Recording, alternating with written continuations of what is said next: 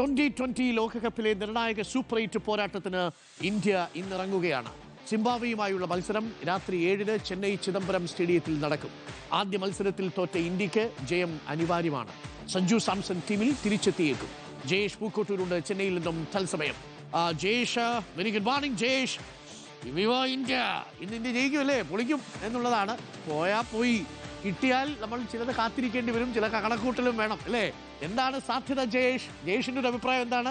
ഒരു സാധ്യത എങ്ങനെയാണ്? നമ്മുടെ സഞ്ജു ഇറങ്ങാൻ സാധ്യതയുണ്ടോ? Doctor Arun, very good morning.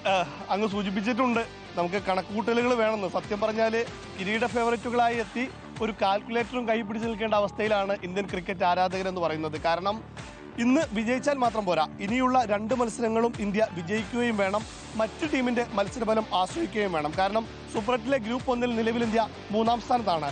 -3.8 ഇന്ത്യയുടെ നെറ്റ് റൺ റേറ്റ് എന്ന് പറയുന്നത്.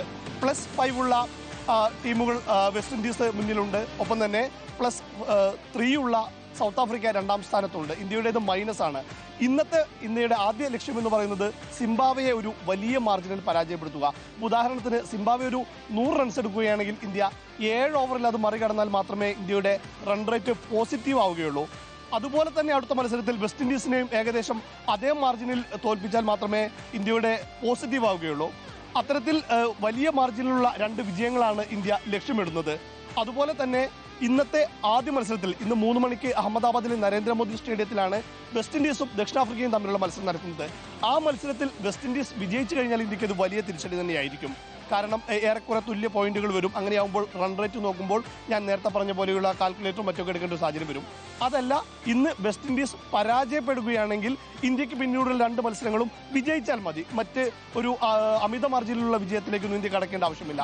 അപ്പോൾ മറ്റ് മത്സരഫലം കൂടി ആശ്രയിച്ചിരിക്കും. പിന്നെ നേരത്തെ ഞങ്ങൾ സൂചിപ്പിച്ച പോലെ തന്നെ ഇന്ത്യയുടെ മാറ്റങ്ങൾക്ക് സാധ്യത എന്ന് പറയുന്നത് ഇന്ത്യയുടെ ബാറ്റിംഗ് പരിശീലകൻ സിദ്ധാൻഷു കോട്ട കഴിഞ്ഞ ദിവസം നടത്തിയ പ്രീമാച്ച് പ്രസ് കോൺഫറൻസിൽ ഇന്ന് മാറ്റങ്ങൾക്ക് സാധ്യതയുണ്ട് എന്നൊരു സൂചന. അതായത് സഞ്ജു സാംസൺ കളിക്കുമോ എന്നുള്ള ചോദ്യത്തിനായിരുന്നു മാറ്റങ്ങൾക്ക് സാധ്യതയുണ്ട് എന്ന് അദ്ദേഹം പറഞ്ഞത്.